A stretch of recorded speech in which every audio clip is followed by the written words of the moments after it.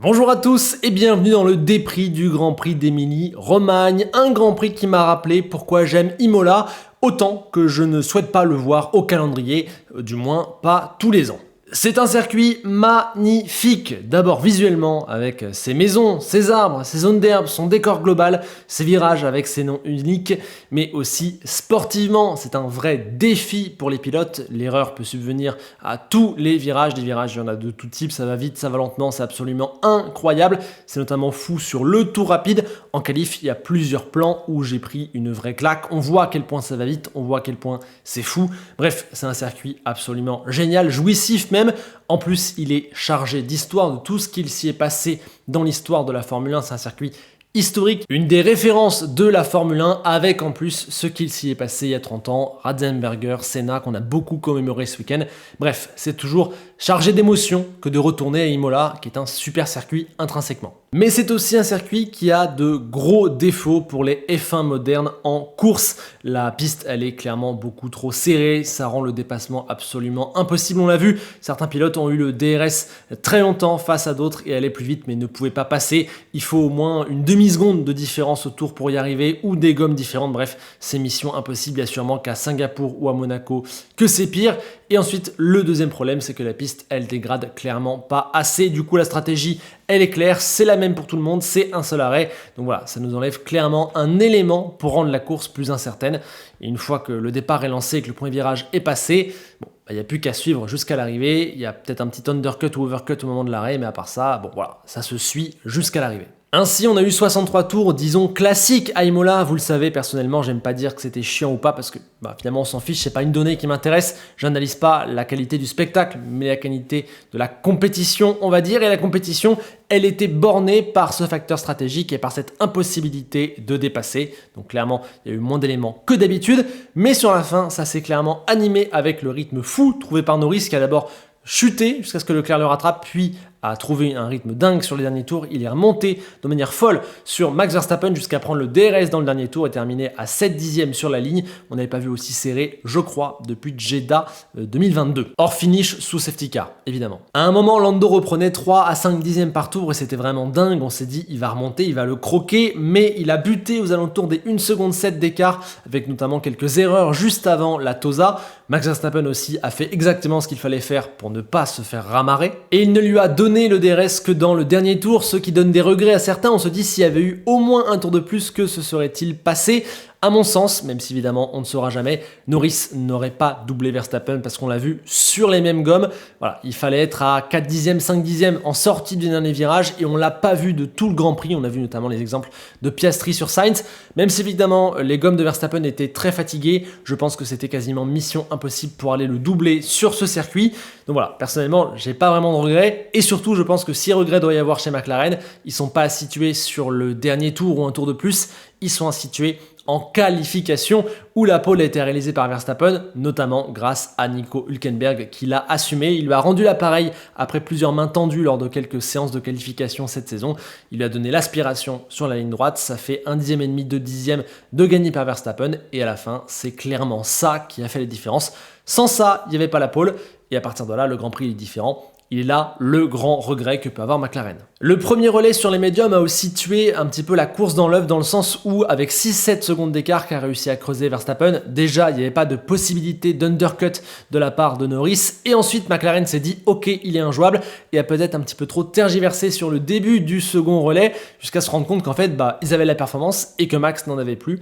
C'est peut-être joué à ça et si on doit avoir un dernier regret sur ce week-end, c'est la pénalité logique et méritée infligé à Oscar Piastri en qualification, qui fait partir non plus 2e mais 5e, et qui empêche McLaren de jouer à 2 contre 1 sur ce Grand Prix. Voilà, l'histoire aurait clairement été largement différente. Mais bon, malgré le peu de choses à se mettre sous la dent sur la globalité du Grand Prix, cette fin de course donne une toute autre saveur au week-end au global et vient confirmer le fait que ce week-end, ce Grand Prix d'Imola au global est une excellente nouvelle pour la suite de la saison, on va y venir. En fait, j'ai presque envie de dire, c'est dommage que ce week-end ait eu lieu à Imola et que notamment cette configuration de course ait eu lieu sur ce type de circuit où on ne peut pas doubler et où c'est beaucoup plus dur d'apprécier les vrais rythmes et les vraies performances des uns et des autres puisque tout est dicté par la track position. Malheureusement, Monaco risque de nous offrir certainement le même scénario puisque c'est encore un circuit où où on peut pas doubler et où la qualif fait quasiment tout, c'est très particulier. Mais un peu de patience, la tournée européenne devrait vraiment nous permettre de nous régaler, car on se dirige pour des batailles très serrées pour la victoire chaque week-end entre au moins 2 équipes. On y est, ça fait un moment qu'on le dit, il fallait attendre les premiers packages d'amélioration pour voir vraiment où en était cette saison. La domination de Red Bull, elle était vraie pour le début, elle n'est plus vraie maintenant. Rien n'est fait, la saison est clairement rentrée dans une deuxième phase où on va dire que 3 équipes sont dans un mouchoir de poche pour la tête. La dynamique a été renversée, pour moi la saison elle est donc totalement relancée, même au niveau de championnat. Pour l'instant, rien n'est fait, il y a encore largement le temps pour qu'il se passe des choses. Voilà. On le dit, on le sentait venir après Miami, on le confirme à Imola, la saison est entrée dans une deuxième phase. Et c'est pour ça que je titre que ce Grand Prix est inquiétant pour Red Bull, c'est parce que c'est la première fois depuis très longtemps que la victoire leur est contestée à la régulière très clairement. Alors il y a eu Vegas l'an dernier où c'était serré avec Ferrari, mais ils avaient arrêté de développer comme ils le font sur les fins de saison où ils ont largement dominé. Il y a eu Singapour aussi l'an dernier, mais ils étaient juste complètement à la rue. Je trouve que c'était pas vraiment comparable. Pour moi, il faut vraiment montrer à l'Autriche 2022 ou en tout cas au début de saison 2022 quand Ferrari jouait avec Red Bull pour revoir ça. D'ailleurs, leur célébration à l'arrivée ne trompe pas. Ils savent que cette victoire, elle a une valeur énorme. Il leur a fallu duper McLaren, faire énormément de travail et s'accrocher à des petits détails pour aller la chercher. Et ils ne sont pas certains de gagner le prochain Grand Prix. Voilà. Et ça fait longtemps qu'on ne les avait pas vus aussi peu devant et qu'ils ne sont plus, on va dire, favoris, en tout cas plus les seuls favoris. En vérité, pour moi, ce week-end, Red Bull était la deuxième force, peut-être même la troisième, faut voir, mais je reste pour l'instant sur deuxième. Déjà, la pole, elle n'aurait pas dû leur revenir sans cette aspiration miracle. Ça montre qu'en termes de performance pure sur un tour, normalement, la place de Max, c'était deuxième ou troisième sur la grille, non pas premier. Et à partir de là, je ne vois pas comment ils auraient doublé McLaren lors de la course, car ils n'ont, sur la globalité du Grand Prix, pas un meilleur rythme qu'eux. On peut même aller plus loin, hein. Plus les pneus sont durs, moins la Red Bull est bonne comparée à McLaren et à Ferrari. Sur les médiums, elle était vraiment excellente, la meilleure. Sur les hards, pas du tout, elle dégrade largement plus et elle n'a pas le même rythme. Donc pour moi, clairement, la conclusion de ce week-end, c'est qu'ils n'ont plus davantage de performance. Ça y est, on y est. La période de domination, elle est terminée, ça ne veut pas dire qu'ils gagneront plus de courses, mais qu'ils ne domineront plus comme ils l'ont fait là pour l'instant. On n'y est plus, c'est clairement le cas. Maintenant, il va falloir se battre pour chaque victoire et ils n'attaquent plus les week-ends en tant que favoris. Désormais, on a 3 équipes vraiment dans un mouchoir, dont Red Bull. Et quand on voit l'état de la voiture sur la journée du vendredi, on se dit qu'ils ont fait un boulot absolument incroyable pour arriver à gagner le dimanche soir. C'est absolument fou. D'ailleurs, Max, le premier, a été complètement lunaire, légendaire pour moi. Il a fait l'un de ses tout meilleurs week-ends en Formule 1. Ça paraît fou de dire ça, alors qu'il a déjà tant de victoires et tant de week-ends incroyables. Mais je veux dire, pour arriver à sortir cette performance-là, malgré les difficultés de la voiture, malgré la forte concurrence, jamais aucune erreur. Bref, c'est vraiment absolument génialissime ce qu'il a fait. Il m'a complètement bluffé. Je pensais pas que ça pouvait encore être le cas, mais voilà, ce week-end Verstappen a été d'un niveau que très peu de pilotes, je vais même aller plus loin, très peu de pilotes dans l'histoire peuvent atteindre. Je pense que c'était exceptionnel. C'était malheureusement tout l'inverse pour Perez et c'est aussi pour ça qu'il y a des raisons de s'inquiéter pour Red Bull au global, dans la globalité de leur situation sportive et interne. On le sait, quand l'écart avec les autres se réduit, et bien Perez, lui, il n'a aucune marge et donc il recule dans le classement, d'autant plus qu'on arrive au bout du 5, 6, 7e Grand Prix. C'est généralement, on l'a vu les 2 dernières saisons, le moment où il commence à perdre en performance. Généralement en qualif, il a 3-4 dixièmes de retard sur Verstappen. S'il est dans un mauvais jour, ça monte à 6 dixièmes. Et pour ce week-end, 6 dixièmes, ça passait pas en Q3. C'est la réalité d'un plateau très serré dans lequel Perez galère. De là, avec en plus ses limitations au volant de la voiture, il n'a pas pu faire grand chose, il n'a même pas réussi à remonter sur les 2 Mercedes. Son premier relais, il l'a largement étendu, je trouvais quand même que le rythme n'était pas top de sa part. Et à l'arrivée, il n'y a pas grand chose, il y a également une erreur à Rivazza où il est clairement sorti dans le gravier. Voilà. C'était très dur pour Sergio Pérez. Attention, la saison du Mexicain est en train de prendre le tournant qu'elle prend généralement au bout de 15, 5, 6 Grands Prix quand la saison devient longue. C'est pas bon pour Red Bull au classement constructeur. Il ne pourra plus aider Max Verstappen, ça aussi on le sait. Ça va être dur pour lui maintenant de retrouver les podiums vu comment c'est serré entre les équipes de tête. Et attention, tout ça, ça veut dire que ce qui se joue au fond pour lui, c'est son contrat pour la saison 2025. Attention Checo, voilà, la saison est en train de tourner du mauvais côté. McLaren, elle peut légitimement hésiter entre frustration et énorme satisfaction. Perso, je penche plus pour la deuxième case, parce que certes, la victoire leur échappe alors qu'ils étaient, je trouve, les meilleurs ce week-end. en qualif et en course, mais ce week-end, c'est la confirmation après Miami que ça marche vraiment pour eux. Ils ont vraiment fait un énorme pas en avant. Je dirais même qu'actuellement, la McLaren, c'est le package le plus performant. Ce week-end, ils la perdent sur des petits détails qu'ils ne maîtrisent pas vraiment forcément, notamment l'aspiration de Nico Hülkenberg. On y revient. Mais ouais, ça y est, voilà, ils sont là, ils vont jouer la victoire chaque week-end. C'est peut-être la meilleure force du plateau. Ils sont enfin arrivés là où ils veulent être depuis plus de 10 ans et ils ont brisé plus que jamais leur plafond de verre à présent. Le tout avec un Norris, encore une fois, absolument génial. Alors attention, on n'oubliera pas que normalement il était battu en qualification par Oscar Piastri, il était 3e à la base sur la grille de départ.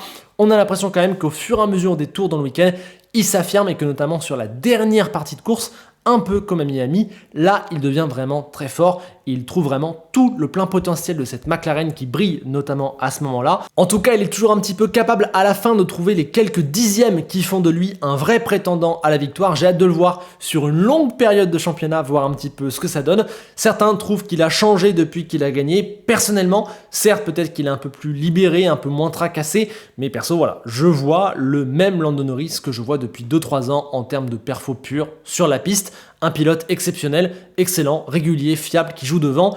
Voilà. Sauf que là, il conduit une voiture comme il n'en a jamais conduite depuis qu'il est en Formule 1. Piastri, lui, me fait vraiment très plaisir après une fin 2023 et un début 2024 vraiment un petit peu poussif. On a senti qu'il accusait le coup. On pourrait dire qu'il a tapé dans le rookie wall, si on utilisait un terme qui vient de la NBA. Bah là, depuis Miami, ça va vraiment beaucoup mieux. Il est un rien de Norris, notamment en qualification, où cette fois, il l'avait devancé. Et sur les tours rapides, il était régulièrement devant.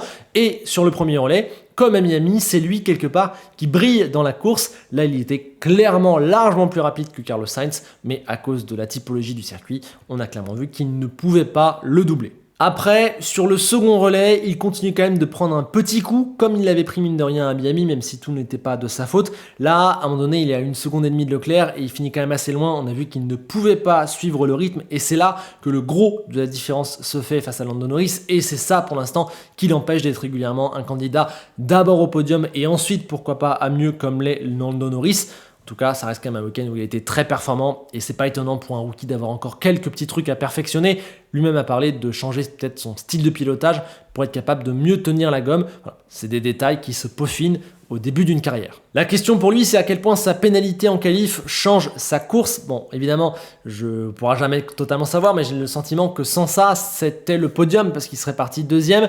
Bon voilà, on peut imaginer qu'il aurait fait un premier relais à la fois très performant. Je pense quand même que Norris aurait fini par le repasser sur le deuxième relais, mais s'il avait tenu la position en piste face à Leclerc, voilà, même si Leclerc avait été plus rapide, je vois pas trop comment il aurait récupéré. Bref, on peut pas savoir, on saura jamais, mais j'avoue que ce détail me frustre un petit peu, déjà pour Lando, mais aussi surtout pour McLaren, parce que s'ils étaient partis P2, P3, la bataille pour la victoire, mais je pense surtout pour le podium, aurait été très différente et aurait été beaucoup plus croustillante. On a été un petit peu volé là-dessus, mais pour moi, je le redis, la pénalité est méritée, parce que je trouve vraiment qu'il a gêné le tour de Magnussen, et un tour crucial en plus. Concernant Ferrari maintenant, on entend beaucoup le mot déception et j'avoue que je ne suis pas totalement d'accord. C'est sûr qu'avec leur package d'amélioration qui avait été un petit peu vendu partout comme quelque chose de gros, de toute façon dès que Ferrari fait quelque chose, tout le monde en parle en énorme et c'est absolument logique. C'était très attendu et c'est vrai qu'à l'arrivée, eh bien, il y a une Red Bull, il y a une McLaren qui joue la victoire devant et Leclerc il arrive seulement après sur la ligne, donc l'image elle n'est pas forcément top, mais je trouve qu'il y a vraiment plein de positifs. Déjà, les upgrades fonctionnent, c'est un vrai pas en avant. Ensuite, mine de rien, sur la ligne, il n'y a que 7 secondes de retard sur une Red Bull et sur une McLaren qui se sont battus corps et âme jusqu'à l'arrivée. Franchement, 7 secondes, c'est un des écarts avec la tête sur 63 tours, le plus serré qu'a eu Ferrari depuis très longtemps. Ça montre qu'eux aussi avancent dans la bonne direction. Sur un circuit en plus qui semble a priori un petit peu mieux correspondre aux caractéristiques de Red Bull et de McLaren.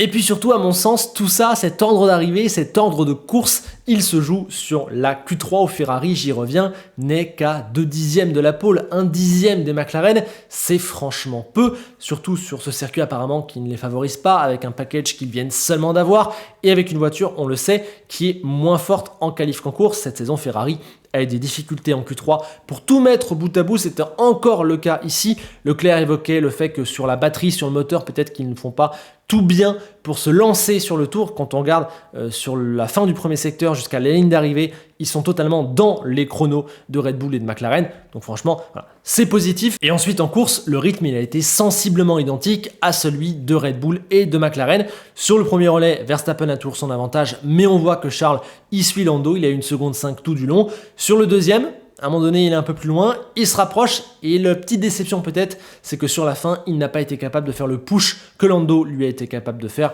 Voilà. La McLaren, pour l'instant, a un petit avantage, c'est pour moi la meilleure force, mais la Ferrari, elle est à un rien derrière, et ça va se jouer au type de circuit, beaucoup je pense. Reste que va falloir évidemment trouver un petit truc pour améliorer cette Q3, notamment dès Monaco, parce que ça va beaucoup se jouer là-dessus, là-bas. Voilà, pour l'instant, Ferrari, ce qui leur empêche de jouer la victoire, c'est beaucoup cette position de départ. Ça fait un moment qu'ils n'ont pas été sur la première ligne. Voilà, il va falloir corriger ça. Concernant la gestion de course de la Scuderia, je me demande si l'undercut de Piastri sur Sainz n'était pas évitable. Alors certes, je pense que Ferrari n'était pas prête à anticiper de trop son seul arrêt, puisqu'ils avaient peur peut-être que sur la fin de la course, les pneus se dégradent, ils les tenaient peut-être un petit peu moins bien que McLaren, mais voilà, une fois que Piastri est rentré pour tenter l'undercut, ils n'ont pas réagi direct dans le tour d'après avec Sainz.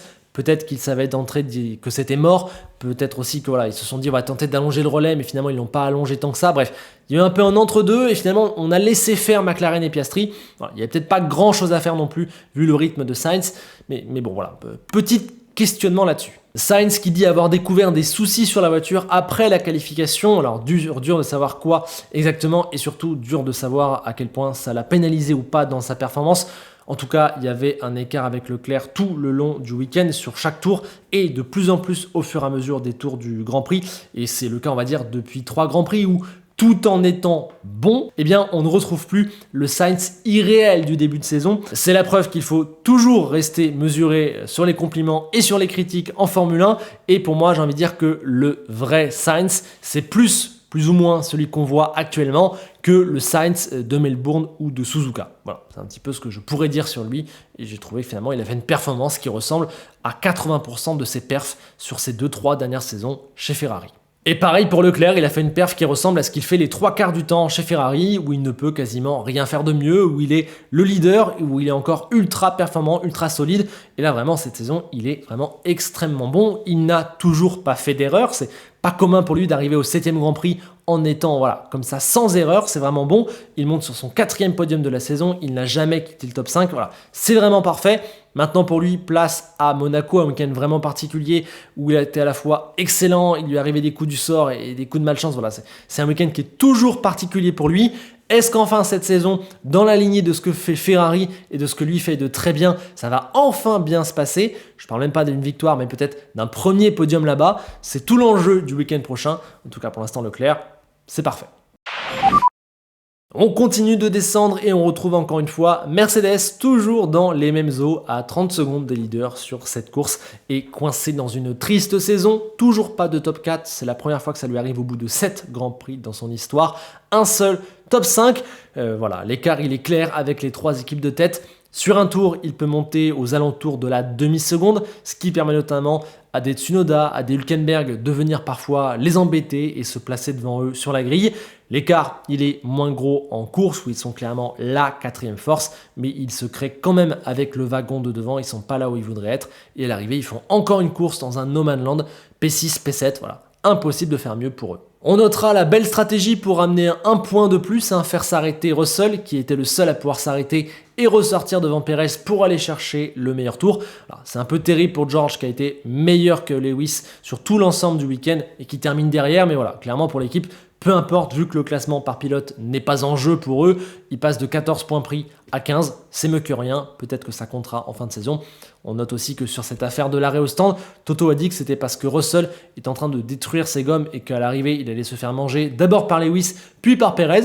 Un peu surpris par ce commentaire. Le fond du problème ne change pas, le récent package d'amélioration amené en 2 parties est bon, il a fonctionné, il leur a permis de faire des pas en avant, mais l'écart n'a pas changé, ils n'ont pas du tout recollé au premier wagon, il n'y a même pas le début d'une esquisse de recollage, donc c'est très compliqué et sans évolution soudaine, évolution que n'ont pas amené les derniers packages, eh bien on peut se dire que la saison risque d'être très longue pour Mercedes, qui va s'atteler à sécuriser la P4, mais c'est une bien trop maigre consolation. Concernant les pilotes, j'ai senti un Lewis Hamilton à l'image de son début de saison, un petit peu off par instant, des erreurs en FP1, une erreur en course, une Q3 où il se fait quand même bien battre par Russell, 3 puis 5 dixièmes. Voilà, c'était un petit peu meilleur en rythme de course, un petit peu comme toujours, mais voilà, on le sait, la saison d'Hamilton, de par la perf de Mercedes et son avenir personnel, elle est un petit peu bizarre, elle est un petit peu détachée. Russell, lui, il a fait son job, impossible de lui en demander mieux ce week-end. Sa Q3, elle est même très très bonne, il est à un rien de Carlos Sainz, qui est assez impressionnant, bravo. Voilà, j'ai envie de dire qu'à ce jour, George Russell, c'est la seule certitude de Toto Wolff pour l'avenir. On passe maintenant à une écurie qui peut-être entre dans un début de crise. C'est Aston Martin qui a amené ce week-end d'énormes améliorations qui devaient lui faire un pas en avant. C'était en tout cas un week-end absolument crucial pour eux.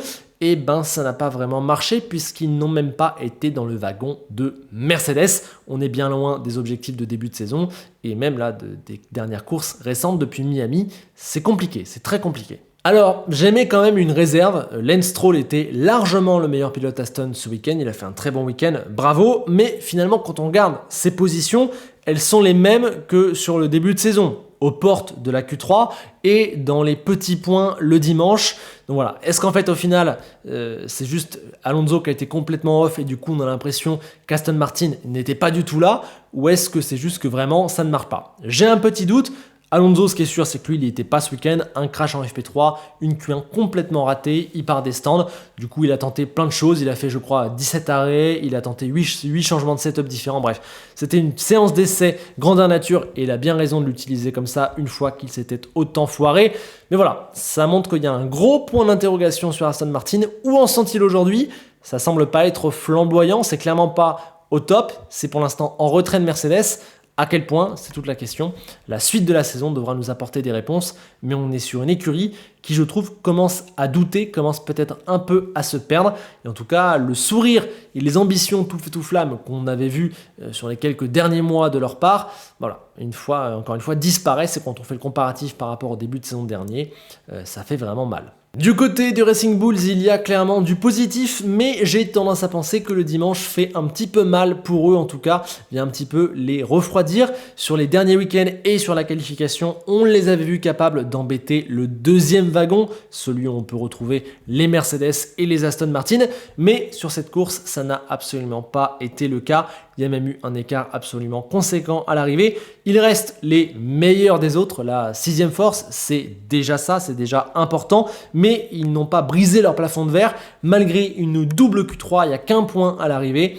Je trouve que ça laisse à désirer et ça montre que leur vrai état de forme, il n'est pas encore là où on pouvait le pressentir pour eux, c'est-à-dire dans les pattes de quelques top teams. En revanche, il y a une constante pour eux, c'est Yuki Tsunoda qui, à part en Chine, fait un début de saison 2024 absolument génial, absolument irréprochable. Là, il est un magnifique 7e, il fait un undercut sur Nico Hülkenberg et ensuite il va prendre le meilleur résultat possible.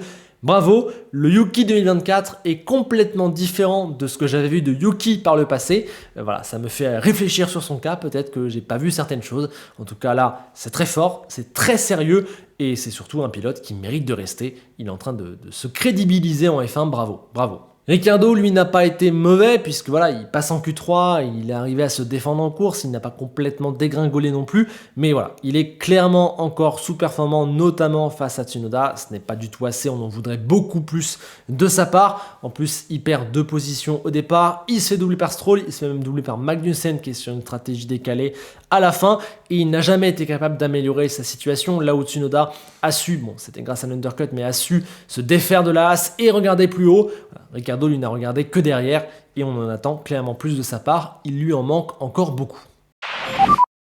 Chez Alpine maintenant, après 2 week-ends très encourageants et une qualif plutôt positive, eh bien on a refait un pas en arrière qui rappelle un peu ce qu'ils avaient vécu au Japon où ils avaient fait un Grand Prix complètement catastrophique en se faisant doubler par tout le monde. C'était un peu moins pire quand même là hier je pense, mais c'est quand même pas terrible. Je crois que le choix de setup n'était en fait pas totalement bon, ils l'ont dit clairement, ils ont opté pour beaucoup d'appui. Ça a fait d'eux des proies faciles en ligne droite dans le train DRS. On les a doublés très facilement sans qu'ils gagnent un avantage clair sur les autres sur les virages, puisqu'à part en qualification, être bon virage dans le Grand Prix, ça ne te sert pas à grand chose parce que tu ne pourras pas doubler les gars de devant ni même les maintenir derrière toi. Donc voilà, de là, toute tentative stratégique ou quoi était vouée à l'échec. Il n'y avait pas grand chose à faire pour Alpine sur ce Grand Prix. Ça a été un petit peu la Bérésina. Une autre équipe qui aura peut-être la tête basse ce week-end, je trouve, c'est Haas qui, pour la première fois de la saison, a peiné lors du dimanche et était même, on va dire, hors du coup, malgré une nouvelle Q3 et un excellent départ de Nico Hülkenberg qui est 8e après le premier virage, absolument incroyable. Derrière, on avait vu que le rythme, il était absolument pas là. Il s'est fait largement décrocher par les Mercedes, puis Tsunoda l'a undercuté, puis Stroll est logiquement remonté, ça termine à la porte des points. Un petit peu dur pour Haas, il y avait vraiment un écart et ils n'ont pas réussi à vraiment trouver de la performance comme sur les derniers week-ends. Reste maintenant à savoir si c'est dû au circuit, au setup ou bien à une chute relative par rapport à la performance des autres équipes, notamment Aston, Racing Bulls, peut-être même Alpine ou d'autres équipes comme ça. C'est un peu dur, ils ont clairement besoin de réponses au moment où on commence à s'enfoncer dans le dur de la saison, qui est généralement le moment où Haas commence à décrocher depuis quelques saisons.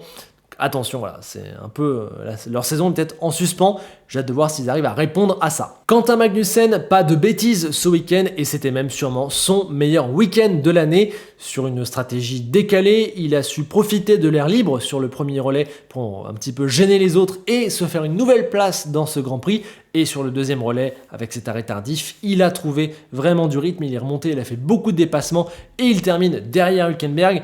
Bon, faut le dire, ça reste clairement moins performant que Hülkenberg, ok, mais il ne faut pas oublier aussi qu'il a été gêné en Q1, que peut-être ça aurait changé le sort de son week-end. Bref, c'était mieux pour Magnussen. J'espère qu'il pourra rééditer ce genre de performance. Et enfin, après ça, on retrouve les deux équipes qui n'ont toujours pas marqué de points dans cette saison et qui ont été, je trouve, les moins performantes ce week-end. Il y a un petit doute peut-être pour Sauber qui n'a pas fait une top qualification, double élimination en Q1 encore, mais qui a trouvé peut-être un petit peu plus de rythme sur la deuxième partie du Grand Prix où ils sont remontés, notamment Guan Yu Zhou.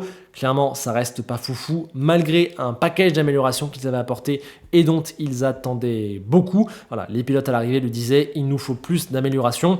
On a un Valtteri Bottas dont j'ai pas compris la stratégie. C'était la Sauber la mieux placée et la plus performante. Eh bien, ils l'ont arrêté trop tôt, au bout de 8 tours. Il a fini à l'agonie sur ses pneus. J'ai pas compris, donc dommage pour Sauber qui pour l'instant n'arrive pas à améliorer sa situation. Et c'est pareil chez Williams, on a Alexander Albon qui est dans le coup souvent en qualification, il est quasiment tout le temps en Q2, malheureusement en course c'est plus compliqué, encore plus si on lui serre mal une de ses roues, donc à partir de là il n'y avait absolument rien à espérer pour lui, et le week-end est très dur à juger de sa part parce que la voiture est compliquée. C'était un petit peu mieux quand même, j'ai trouvé peut-être sur le setup global de la Williams, c'est ce qu'ils ont tous dit à l'arrivée du côté de l'écurie britannique, mais voilà, comparé aux autres, malheureusement il n'y a pas de miracle, et en plus Logan Sargeant n'a pas fait un tour propre en Q1, il part 19e sur la grille, et puis voilà, il est bloqué au DRS tout le Grand Prix, il ne peut pas faire grand chose, voilà, il n'y a pas grand chose à espérer. La situation, en tout cas la dynamique interne et la dynamique des hommes ne change pas du côté de Williams. Allez, on passe au classement. Leclerc double Pérez pour la deuxième place est désormais à 48 points de Max Verstappen. Norris, lui, est à 60 de Max. Il y a peut-être pour l'instant une belle bataille entre les places 2 à 5. Peut-être que ça s'en transformera en une bataille pour les places 1 à 3 à l'avenir, on l'espère. Sinon, derrière, Hamilton a doublé Alonso et Tsunoda est toujours 10e avec 15 points quand Stroll en a 11. Au constructeur, Ferrari a 56 points de retard sur Red Bull et 58 d'avance sur McLaren. Il y a un écart, voilà, pour l'instant les équipes ne se touchent pas et c'est d'ailleurs le statu quo depuis 2-3 grands prix en termes d'écart. Mais on le sait, la saison peut vite évoluer, la dynamique peut bouger. Je pense que c'est pas du tout figé, notamment si Perez se met à décliner, on suivra ça. Derrière, 35 points maintenant d'avance pour Mercedes sur Aston, il y a un petit matelas. Et on note aussi que Racing Bulls est largement la meilleure des autres, toujours. Côté notes, que vous m'aidez à rendre le plus juste possible en description avec le Google Doc et dans les commentaires ou dans la paix, vous allez m'aider à les corriger. J'ai mis la meilleure note à Verstappen que j'ai trouvé stellaire, absolument exceptionnel. Derrière, on a Leclerc, Norris et Tsunoda, extrêmement performants. Attention, Norris, je ne mets pas plus parce qu'il ne faut pas oublier qu'il a été battu par Piastri en qualification. Tsunoda, génial, irréprochable. Russell, Piastri, très bon pour leurs équipes. Stroll, leader d'Aston Martin, mais vu qu'Alonso n'était pas du tout là, le point de comparaison me semble un petit peu dur, vous me direz si vous trouvez qu'il mérite plus. Hülkenberg, Ocon, Hamilton, ils ont été bons, voire peut-être un petit peu mieux que bons, mais chacun des petits défauts dans leur week-end et c'est dur pour Ocon de monter plus haut vu le Grand Prix d'Alpine. Derrière, Gasly c'était bien, mais un poil en dessous d'Ocon comme depuis le début de saison. Sainz lui avait un bel écart quand même avec Leclerc, mais limite les dégâts on va dire. Magnussen c'était mieux et la Q1 lui gâche son week-end, mais bon, il est encore derrière Nico Hülkenberg. Albon le malheureux, voilà, il n'y a pas grand chose à dire, il a fait une bonne qualif, le reste il n'y a rien à juger. Bottas lui a été la meilleure sauber mais n'a pas non plus éclaté Guanyu Zhou ce week-end et a mal fini le Grand Prix. Perez a été clairement sous-performant, sa pire note de la saison, tout comme Daniel Ricciardo qui a été sous-performant. Joe lui a été en dessous de Bottas mais a fait un Grand Prix plutôt correct donc il est juste derrière. Sargent c'était pas assez même si ça va et puis j'ai mis dernier Alonso que voilà, j'ai trouvé complètement off dans ce week-end. Vous avez aussi les notes des équipes, vous me direz ce que vous en pensez en commentaire. Avant de vous quitter, passage obligé par la F2 et la F3 où on a eu 2 victoires françaises. Sami Megutunif absolument incroyable. Isaac Hadjar aussi, on sait il devrait mener le championnat s'il n'avait pas eu une malchance monstrueuse. On fera un point sur la F2 et la F3 sûrement après Monaco parce que c'est des championnats où il y a beaucoup de choses à dire. La performance elle est très dure à lire. Le classement il n'est pas du tout représentatif. Il y a plein de points négatifs. Je trouve qu'on n'arrive pas suffisamment à lire la vraie perf des pilotes parce qu'il se passe trop de choses un peu bizarres sur l'ensemble des week-ends. Bref, j'y reviendrai. En tout cas pour Isaac Hadjar, c'est magnifique. Comme il l'a dit lui-même, c'est l'homme fort du championnat. Il a gagné les 2 dernières courses longues. La Campos, elle marche super bien. Il n'y a que Zayn Maloney qu'on peut dire qui est aussi bon que lui sur ce début de saison. Enfin, Isaac, on sait que l'objectif c'est la F1. Et franchement, vu ce qu'il est en train de faire, on a presque envie de dire qu'il y va tout droit. En tout cas, que si sur la tournée européenne de la F2, il continue comme ça, voilà, là, ouais, il aura mis toutes les chances de son côté. C'est incroyable et bravo. Allez sur ce, merci de votre écoute, pensez au like, au partage et à l'abonnement si vous voulez me soutenir et que vous avez aimé ce nouveau des prix. On se quitte avec Enzo Ferrari qui est toujours avec la larme à l'œil après les magnifiques hommages que nous a offert Sébastien Vettel ce week-end. C'était vraiment beau déjà de le revoir et ensuite de voir ce qu'il a fait. Allez, à bientôt.